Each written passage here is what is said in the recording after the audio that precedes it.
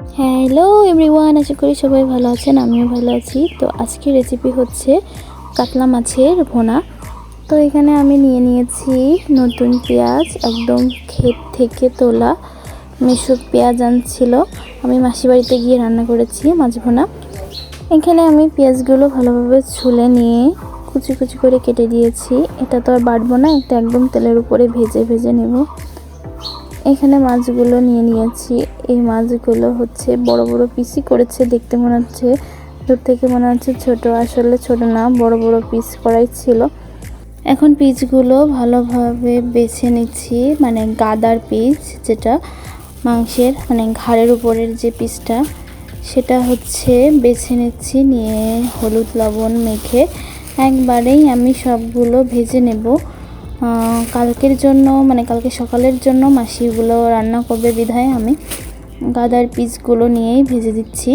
হলুদ লবণটা পরিমাণ মতো মেখে নিয়ে ভালোভাবে, তারপর কড়াইতে সরিষার তেল দিয়ে ভালোভাবে গরম করে আমি মাছগুলো আগে ভেজে নেব। গাদার পিসগুলো আগে ভেজে দেব, মানে যে মাছগুলো দিয়ে আমি ভুনা করব সেগুলো হচ্ছে ভেজে নেব।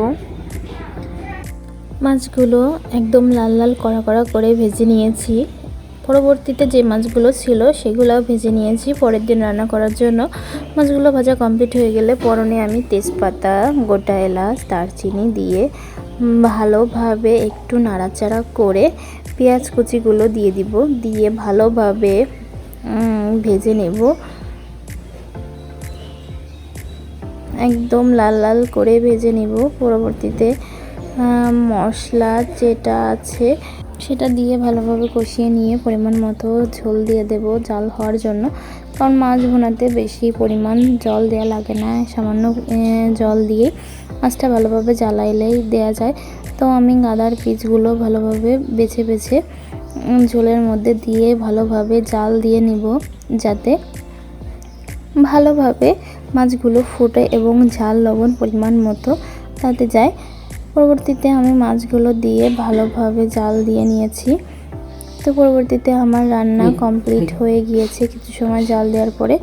তো রেসিপিটা যদি সবার ভালো লেগে থাকে অবশ্যই করতে পারেন। আজকের রেসিপি কাতলা মাছের ভুনা। তো আজকের ভিডিও এই পর্যন্ত। ধন্যবাদ সবাইকে।